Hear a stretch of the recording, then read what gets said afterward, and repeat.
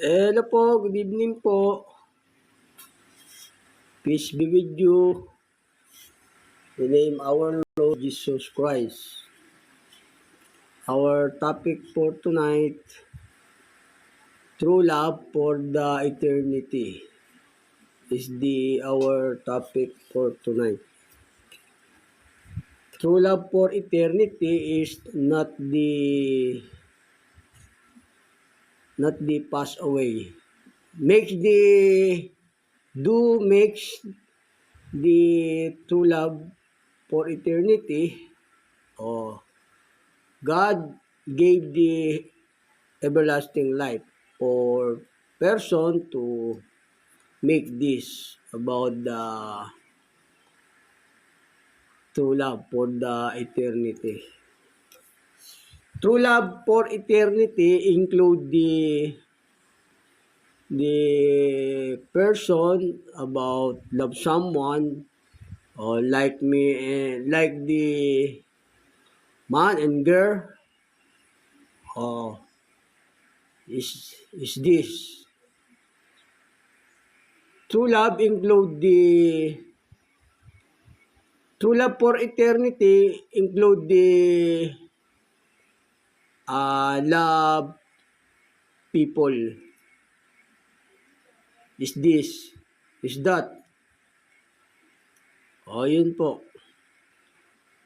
Ang pag-ibig po kasi nating mga tao, gaya ng halimbawa, lalaki ako, o umiibig ako sa babae, ganun. Yung halimbawa, babae ako, umiibig din ako sa ganun, sa ka-opposite ko. Ganun po yung mga true love. Yung mga binigay ng Diyos na pag-ibig, yun po. Tayo po kasi mga tao, with the people to love someone, napapaibig tayo sa magagandang babae, di ba? O magagandang lalaki, ganun. Pero true love for the man and girl is include the instruction of God. Yun na rin po yung pag-ibig sa Diyos, yung for eternity, yung sumusunod tayo sa kanyang utos. Include po yun for the eternity. For the instruction about your love from God, tapos yun na rin po yun, yung pag-ibig natin na ibinigay ng Diyos sa tao, ganun po. Kasi tayo nakakaibig tayo sa mga pagka maganda, di ba, na-inlove tayo, o magandang lalaki, o magandang babae, ganun yung mga babae, di ba? Kasi nasa Biblia po yun. Gaya ni Jose, na-inlove sa kanya yung babae, o di ba? Yung asawa ni Potiphar, o ganun. Pero kailangan yung isa need about the love for the instruction of God. Yun po yung true love, o ganun po. True love for your special someone, o true love for God, ganun po. Ganun po yung true love, yung nasa instruction lang po ng Diyos. Yung true love kasi ano yun yung bang nalalabat per side tayo, gaya ni Samson, di ba? O nalabat per side siya, o nakipag-asawa siya kay Delilah. Tapos si Sarah, asawa ni Abraham, pero si Abraham meron siyang nagkaanak siya kay Agar. Pero yung true love niya, yung kay Sarah, kasi maganda si Sarah. Yun, nai-love tayo sa maganda. Doon tayo true love, di ba? Sa maganda. Nai-love siya kay Sarah. Gaya naman ang asawa ni Abraham, naging dalawa, si Agar, saka si Sarah. Si Sarah, di ba? Kasi nga hindi siya magkaanak doon, binigay niyang asawa si Agar para magkaanak si Abraham doon. O, ganon. Si Jacob naman, o, na-inlove siya kay Raquel. O, pero ang naging asawa ni Jacob, apat. Pero ang true love niya si Raquel. Kasi doon siya nagandahan eh. O, yun po yung mga true love. Yung mga nagagandahan tayo, di ba? O, tapos na parang nalalabat per side tayo, ganon. Kailangan, need about the instruction of God for your love someone, ganon. But you love the same gender, not true love about that. Wrong love about this, yung same sex. Yun po, ang true love po yung nai-love tayo sa magaganda. Pero kasi yung love kasi, yung po yung for eternity, yung pag-ibig sa Diyos. Pero yung pag-ibig sa Diyos at pag-ibig sa tao, kung sinunod mo naman yung instruction ng Diyos na pag-ibig, meron kang, naka-include din po yung eternal life doon, gano'n, sa'yo, yung eternity. Meron ka rin buhay na walang hanggan. Ayun na po yung pag-ibig. Ito karugtong lang po kasi to ng itinuro kong nakaraan na yung true love. True love to include for the eternity, ganun po. Doon po yung nailaban tao sa magaganda. O ganun po, di ba? O doon po tayo nai-love sa mga magaganda. O ganun. Pero ang true love natin yung talagang love at first sight, gano'n. Gaya ni Jacob nga, di ba? Ang mahal na mahal niya si Raquel, pero apat ang naging asawa niya. O, gano'n. Gaya ni, ni Abraham. O, mahal niya si Sarah kasi maganda. Doon tayo na-attract sa mga beautiful girl, gano'n. O, gano'n. Magaganda. Kaya nga nung naglakbay nakipamayan si Jacob ay si Abraham sa lupain ng Ehipto. Nagkunwari siyang yung hindi niya asawa si Sarah kasi ma-inlove yung mga tao kay Sarah dahil maganda. Ito ang sabi po ng banal na kasulatan dito. Sa Genesis 12:10. At nagkagutom sa lupain yaon at bumaba si Abraham na nasok sa Ehipto upang manirahan doon sapagkat mahigpit ang kagutom sa lupain.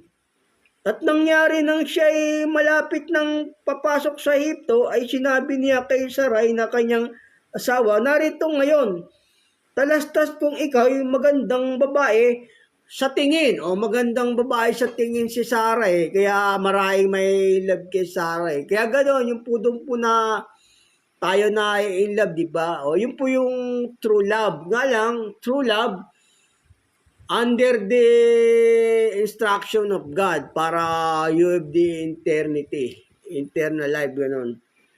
Ganon, doon to yung in love, di ba, sa mga maganda yun po yung true love ni Abraham, si Sarah, pero may asawa pa siyang iba, si Agar. Gaya naman ni Jacob, ang true love niya, si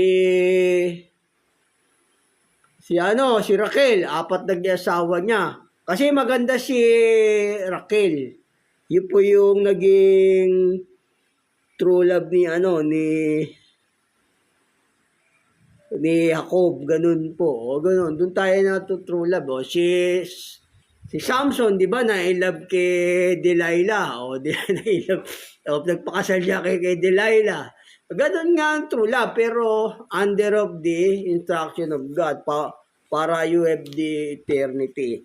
Kasi pagka sobra tayo sa laman, sa pag-ibig, hindi na po yun true love. Gawa na po yun ng laman. Ganun po. Gawa na po yun ng laman. Sabi po sa banal na kasulatan. Yun, mahaba kasi to kung babasahin ko pa sa inyo yung mga istorya ni Jacob. ni Samson, mahaba, oh. O, na-inlove siya, nagpakasal si Samson doon sa ano, di ba? Delilah, kasi natulab siya, kaya nalabat persay siya. Yun po yung pag-ibig na natin. Ganun po. Yung ating nasa sa babae, ganun. O, yun po yung pag-ibig na ng tao eh. Kailangan lang, under of the instruction of God para you have eternity. You include your eternity.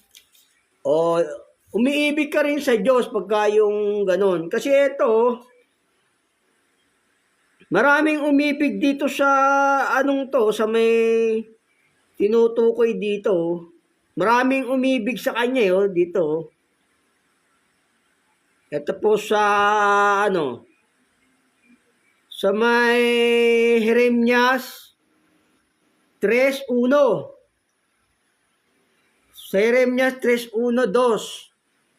Kanilang sinabi, kung iwalay ng lalaki ang kanyang asawa at siya'y himuwalay sa kanya at mapasa ibang lalaki, babalik pa baga uli ang lalaki sa kanya? Hindi baga lubos na maduduman ang lupain yaon? Ngunit ikaw ay nagpatutot sa maraming mangingibig. O yun, maraming umiibig sa kanya na minahal niya rin, di ba? Ngunit ikaw nagpatutot sa maraming mangingibig, sabi rito. O yun na kasi yung pag-ibig ng tao, yung nararamdaman nating feelings, yun. O ayun, yung nangingibig sa maraming mangingibig sa kanya, sabi ng Diyos dito. Patuloy ko po. Ngunit ikaw ay nagpatutot sa maraming mangingibig. Gayamay, manumbalik ka uli sa akin, sabi ng Panginoon. Imulot mo ang iyong mata sa mga luwal na kaitasan at tignan mo. Saan hindi ka nasipingan sa tabi ng mga lansangan ay naghintay ka sa kanila gaya ng taga-Arabia sa ilang. Ayan o. At iyong dinuman ng lupain ng iyong mga pakikipid at ng iyong kasamaan. O yun na kasi yung pag-ibig eh. Pero pag nag-over tayo doon, masama na po yun, yung ginagawa na po ng laman yun. Hindi ka pwede sa eternity kasi mga gawa ng laman yun eh. Yung mga ganung bagay, mga gawa na ng laman. Sobra sa laman niya yun, ganun. Kailangan, ang true love kasi yung nasa instruction lang po ng God. Ganun po. Hindi tayo sosobra sa isa. Ganun po. Kaya nga, di ba sabi ng Panginoong Yesus, pag iwalay ng lalaki niyang babae, mag-asawa sa iba o nagkakasala ng pangangalo niya, di ba? Kaya yung pag-ibig, yun po yung yun po yung dakila, yun po yung magpakailanman. O pagka ginawa mo yung pag-ibig na instruction ng Diyos, o magkakaroon ka ng buhay na walang hanggan.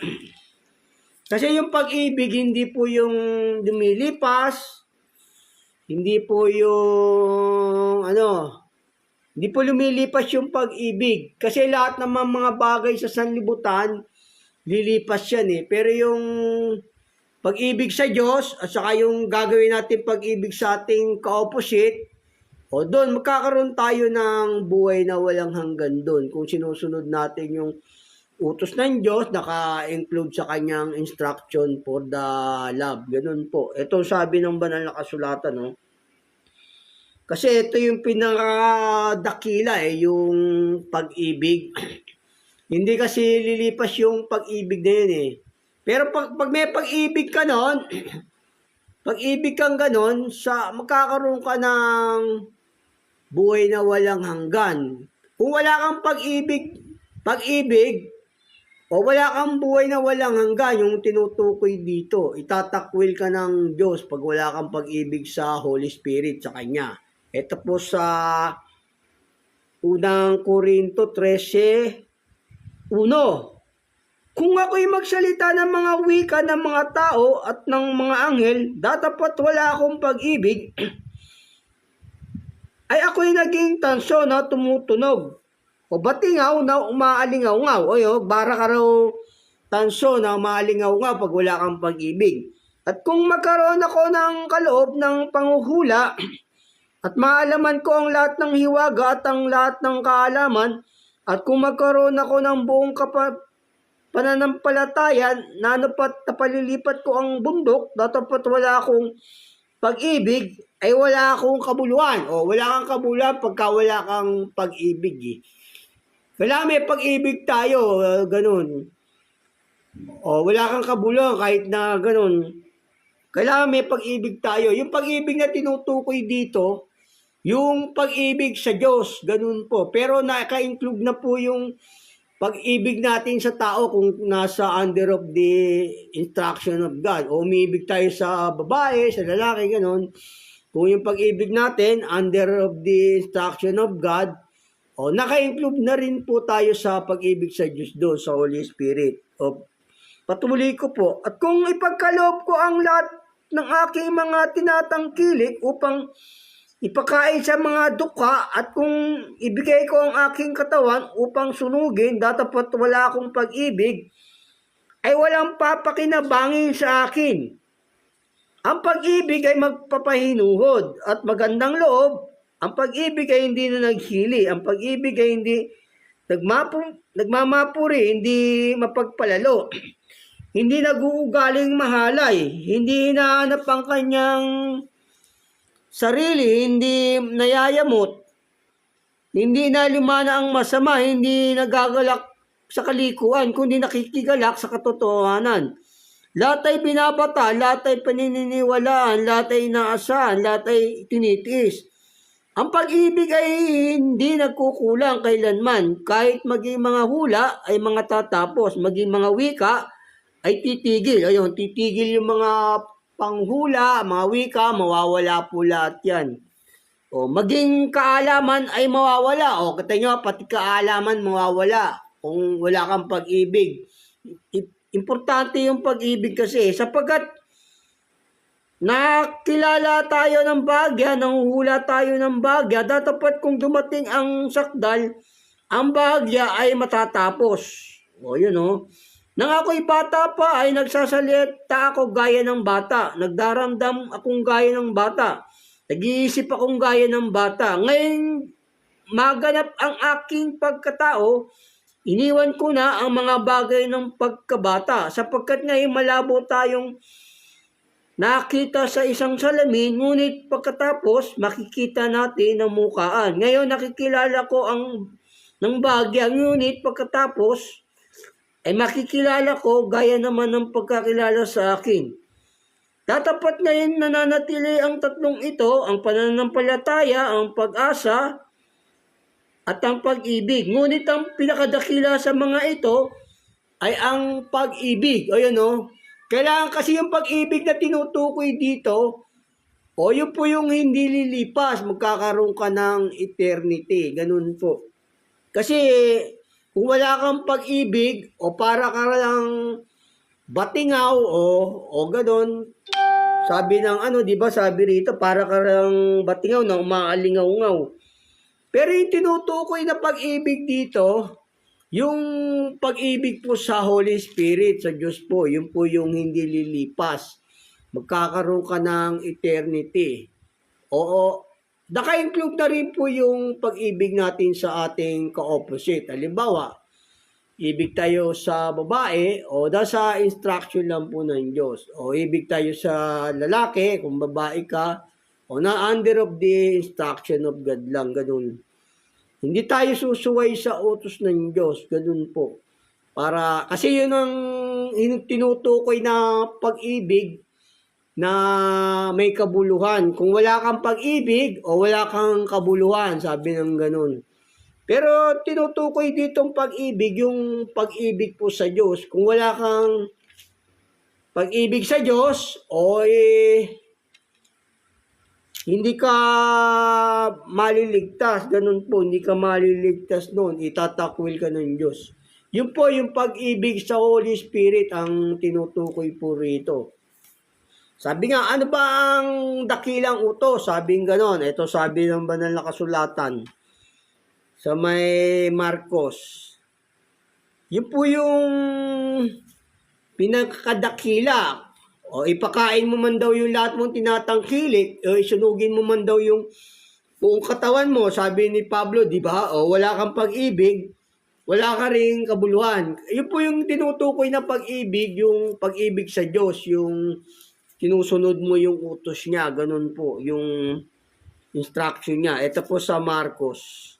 Ito po sa Marcos. Kailangan meron tayong pag-ibig sa Diyos. Yung iniibig din kasi natin yung asawa natin na under of the instruction of God, o nakasunod tayo sa utos niya, o pag-ibig din sa Diyos yun kasi sumusunod tayo sa utos niya. Ganun po. Ito sabi ng banal na kasulatan dito. Ayun po kasi yung pinakadakila yung pag-ibig Kasi lahat ng sa sanlibutan, mawawala yun, di ba? Sabi nga ni Pablo, magkaroon man ako ng buong pananampalataya o mapalipat ko man yung mga bundok, di ba? Dapat wala akong pag-ibig o wala akong kabuluhan. Ang may kabuluhan kasi yung pag-ibig po sa Diyos, sa Holy Spirit po, yun. Para may kabuluhan po tayo. Pagka wala tayong pag-ibig, o itatakwil tayo ng Diyos pag wala tayong pag-ibig sa Kanya. Ganun po. Yun po yung sabi ng banal na kasulatan Ito importante sa lahat yung pag-ibig no? Pero pag sumusunod tayo sa utos ng Diyos, may pag-ibig tayo sa Diyos noon. Tapos yung pag-ibig natin sa babae, lalaki, under of the instruction of God, ganun din po yun. May pag-ibig tayo sa Diyos kasi sinusunod natin yung utos niya Ito po sabi ng banal na kasulatan sa Marcos 12:28. At lumapit ang isa sa mga eskriba at nakarinig ng kanilang pagtatalo at palibasay nalalamang mabuti ang pagkasagot niya sa kanila. Ay tinanong siya, ano ang pangulong utos sa lahat? Sumagot si Jesus, ang pangulo ay, pakinggan mo o Israel, ang Panginoon natin Diyos, ang Panginoon ay iisa. Iibigin mo ang Panginoon mong Diyos ng buong puso mo, ng buong kaluluwa mo, ng buong pag-iisip mo, at ng buong lakas mo.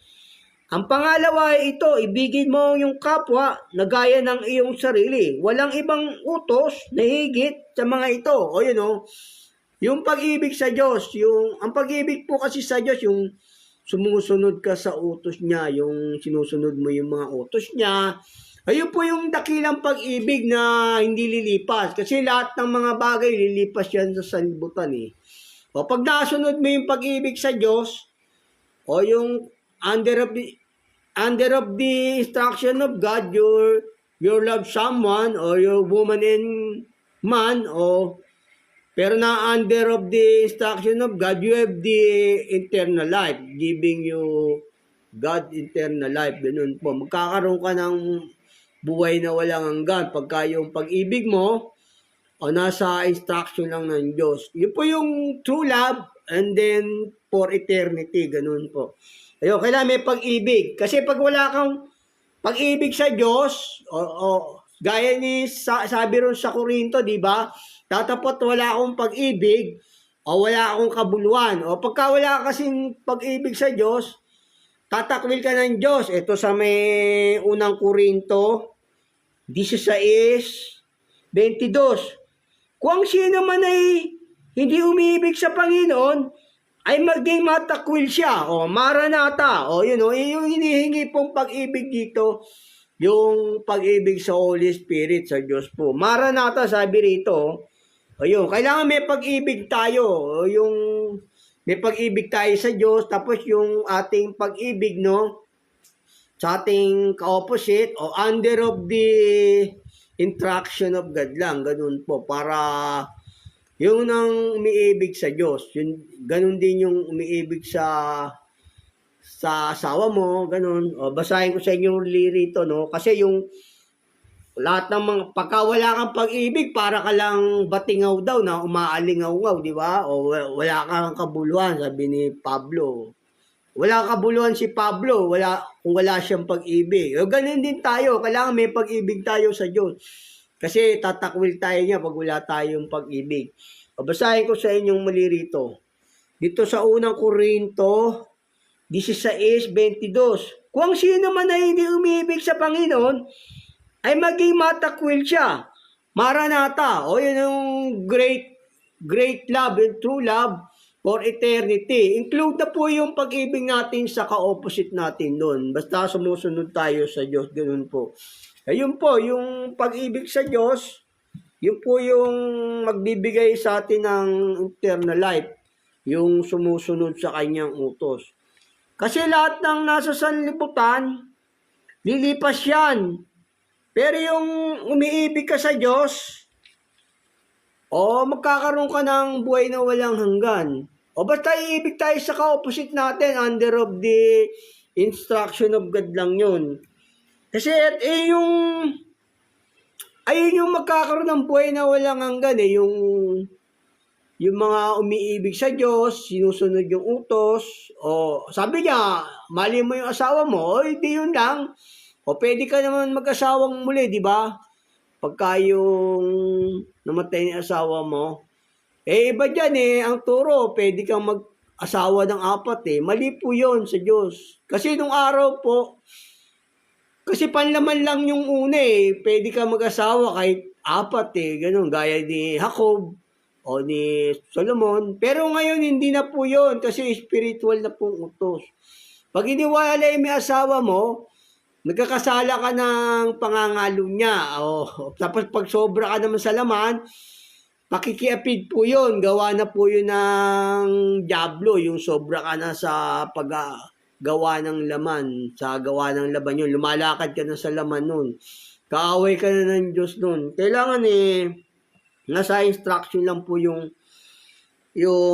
pag-ibig natin sa ka-opposite natin. Same gender is wrong love po yung not true love. Ito, kasi lahat ng nasa sanlibutan lilipas yan. Yung gumaganap ng kalooban ng Diyos, isabihin, umiibig po sa Diyos yun. Ito sabi po ng banal na kasulatan dito po sa unang 1:2:15. Huwag ninyong ibigin ang sanlibutan, ni ang mga bagay na sanlibutan. Kung ang sino man ay umiibig sa sanlibutan, ay wala sa kanya ang pag-ibig ng Ama. Hindi mo iniibig yung Ama yung Diyos, pagka yung iniibig mo yung sanlibutan. Sapagkat ang lahat ng sanlibutan, ang masamang pita ng laman at ang masamang pita ng mata at ang kapalaluan sa buhay, ay hindi mula sa Ama, kundi sa sanlibutan. At ang sanlibutan ay lumilipas. Lilipas yung sanlibutan yung langit at lupa. Lahat yan, lilipas yan. Sabi nga, di ba, maging ang mga hula, matatapos, ang mga wika, mawawala. Sabi ni Apostol Pablo, di ba? Lilipas yon. Pero kung may pag-ibig tayo sa Diyos, yung pag-ibig sa Diyos, yung sumusunod tayo sa utos, magkakaroon tayo ng eternal life. You have eternity, eternal life, ganun. Patuloy ko po. At ang sanlibutan ay lumilipas at ang masamang pita niyon. Datapat ang gumagawa ng kalooban ng Diyos, mananahan magpakailanman. Yung gumagawa kasi ng kalooban ng Diyos, yung sumusunod sa kanyang utos Yun po yung umiibig sa Diyos, yung gumagawa ng kalooban niya, ganon. Yun po yung umiibig sa Diyos. Yung magkakaroon ka ng eternity nun, ganon po. Kasi pagka sobra ka na sa laman, sa diablo na po yung gano'n, sa diablo na, umiibig ka sa sanlibutan at saka sobra ka sa laman, gawa na po ng diablo yun, kay Satanas na po yung gano'n. Yung po yung dakila, yung datapat wala akong pag-ibig, wala kang kabuluhan. Ang tinutukoy pong pag-ibig doon, yung sumusunod tayo sa utos ng Diyos, gano'n po. Ang pag-ibig natin sa opposite natin under of the instruction of God lang din para magkaroon po tayo ng buhay na walang hanggan. Ganun po. Ito sabi ng Panginoong Hesus dito. Sabi rito ng Panginoong Hesus. Dito po sa 14. Ang pag-ibig sa Holy Spirit, sa Diyos, yung tumusunod tayo sa utos. Yun po yung may kabuluhan. Kasi kung wala kang pag-ibig, wala ka rin kabuluhan. Sabi ng banal na kasulatan, di ba? Pero yung para may kabuluhan, umibig tayo sa Diyos. Yung pag-ibig po sa Diyos, yung pagsunod sa utos. Ito po sabi ng Panginoong Hesus dito. Sa 1:14-15, kung ako'y inyong iniibig, ay tutuparin ninyo ang aking mga utos. Yun po yung pag-ibig na may kabuluhan para magkaroon ka ng eternal life. Tuparin yung aking mga utos, sabi ng Panginoong Yesus, di ba? Yun po, para may kabuluhan po tayo sa Diyos. Kasi nga si Pablo sabi niya, kung ipakain ko man ng lahat kong ari-arian o tinatangkilik, o ibigay ko man ang aking katawan para sunugin, dapat wala akong pag-ibig, o wala akong kabuluhan, sabi ni Pablo, di ba? Kaya may pag-ibig tayo sa Diyos, yun po yung kasi may kabuluhan eh. Magkakaroon tayo ng eternal life. Yung pag-ibig po sa Diyos, yung pagsunod sa utos. Basahin ko sa inyo muli, no? Dito sa 14:15. Kung ako inyong iniibig, ay inyong tutuparin ninyo ang aking mga utos. Tutuparin natin yung utos ng Panginoong Diyos, ng Panginoong Yesus. Yun po yung may kabuluhan. Kasi pag wala kang pag-ibig, kasi lahat ng nasa libutan lilipas yan eh. Pero yung umiibig ka sa Diyos, sinusunod yung utos, mananaan ka magpakailanman. Di ba sabi niya, magkakaroon ka ng buhay na walang hanggan nun. Ganun po yung pag-ibig na for include the eternity. Ganun. Ito po sabi rin sa sa may unang 1. Ito po sa unang 1:5-3. Sapagkat ito ang pag-ibig sa Diyos, na ating tuparin ang kanyang mga utos. At ang kanyang mga utos ay hindi mabibigat. Yun po yung pag-ibig na may kabuluhan. Kasi nga, ang wika matatapos, ang mga panghula matatapos, ang sanlibutan lilipas. Pag umiibig tayo sa Diyos, may kabuluhan tayo, makakaroon po tayo ng eternal life. Yun po yung umiibig, yung gumagawa ng kalooban ng Diyos. Sino? Di ba sabi ron? Ito po, basahin ko sa inyo muli, no? Dito po sa 5, sa unang 1:5-3. Sapagkat ito ang pag-ibig sa Diyos na ating tuparin ang kanyang mga utos. At ang kanyang mga utos ay hindi mabibigat. Yun po yung may kabuluhan na pag-ibig. Kasi nga kung wala tayong pag-ibig, wala tayong kabuluhan, tatakwil tayo ng Diyos. Pag wala tayong pag-ibig sa Diyos, di ba sabi? Kung sino man ay walang pag-ibig sa Diyos, ay matakwil o maranata. Kasi nga yun yung pinakadakila sa lahat eh. Ano ba ang pangulong utos? Ibigin mo ang Panginoon Diyos mo ng buong puso mo, ng buong kaluluwa mo. Tapos kung umiibig ka rin sa babae, under of the instruction of God lang para magkaroon ka ng eternity. Magkaroon ka ng eternal life. Ito sabi ng banal na kasulatan. Kaya yun po yung true love and then eternity. You have eternity life. Ito, kailangan nasa kalooban lang talaga ng Diyos yung true love and then for you have to eternity. Ito po sa sa may unang Korinto 7:39. Ang babaeng may asawa ay natatalian samantalang nabubuhay ang kanyang asawa. Ngunit kung patay na ang kanyang asawa, nabubuhay ang kanyang asawa. Ngunit kung patay na ang kanyang asawa, ay may kalayaan siyang makapag-asawa kanino mang ibig niya. Pwede siya mag-asawang muli, di ba? Pag namatay yung asawa mo. Sabi, patuloy ko po. Sa kalooban lamang ng Panginoon under of the true love yung under of the instruction of God, sabi rito, sa kalooban lamang ng Panginoon. Kung mag-aasawa ka, ibig ka, sa kalooban lang ng Diyos. Yun po. Kasi merong pag-ibig na nagkakaroon ng kaatulan sa kanila. Nagsisipag-nasang mag-asawa. Nagsisipag-nasang mag-asawa, umibig to na nagkakaroon ng kaatulan sapagkat tinakwil nila ang unang pananampalataya. Meron kasing pag-ibig nagkakaroon ng kaatulan sa kanilang sarili, di ba? Sabi rito. Kaya yung true love, under of the instruction of God yun. For you have the eternity. For you have the eternity. Ito,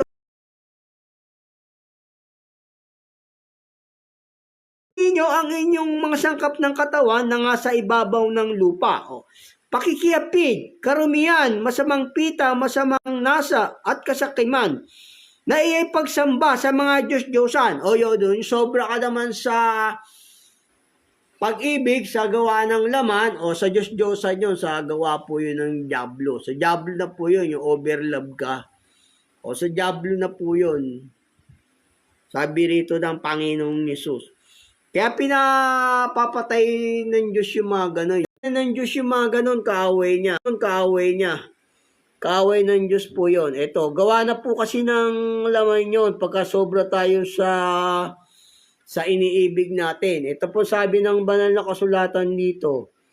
Sa Galatia 5:19. At tayag ang gawa ng laman, sang makatwid ay ang mga ito. Ayun o.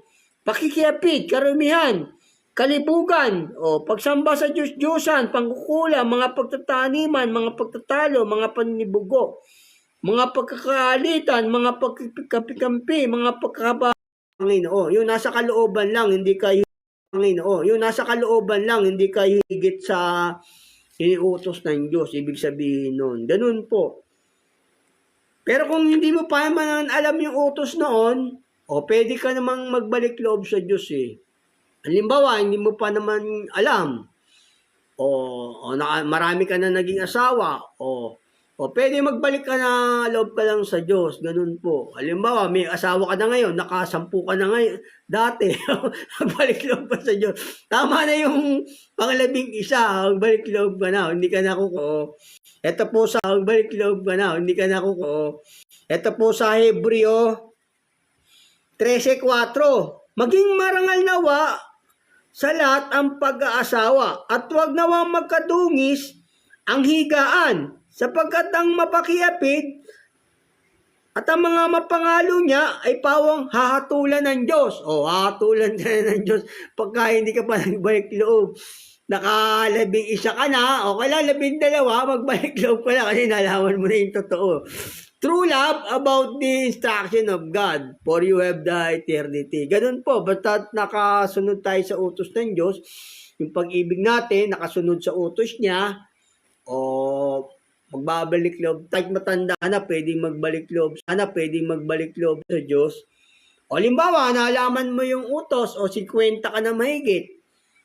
Makinig ka lang daw, sabi ng Diyos, upang ikaw ay maging pantas sa iyong huling wakas.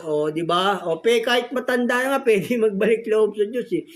Kung ngayon mo lang Diyos no, pagka yung di ka pa tumitigil sa laman. Kaya yung pag-ibig, true love, for eternity, under of the instruction of God.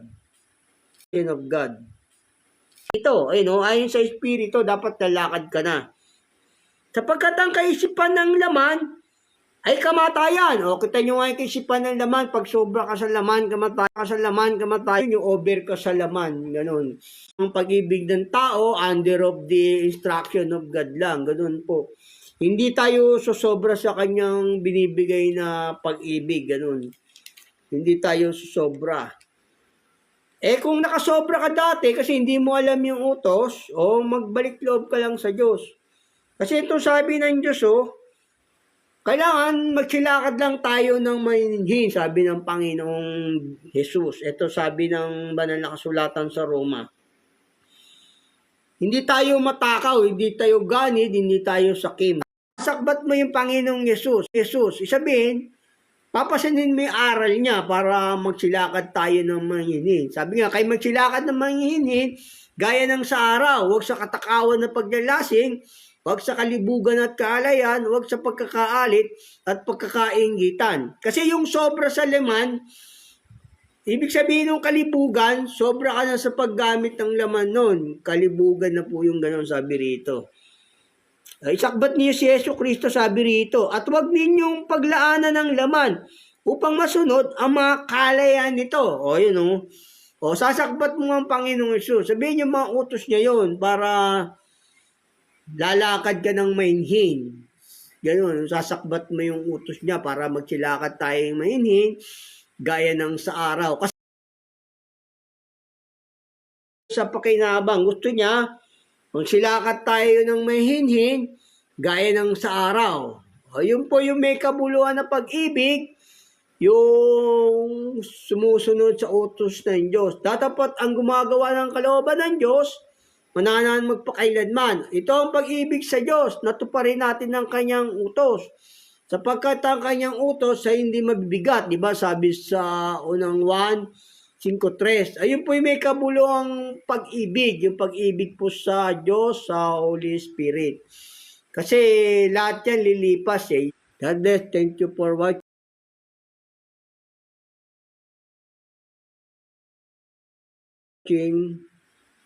For my discussion, the gospel from God. God bless po. Be careful to everyone. Thank you po for joining us, for watching this live discussion. Thank you. God bless. Ingat po.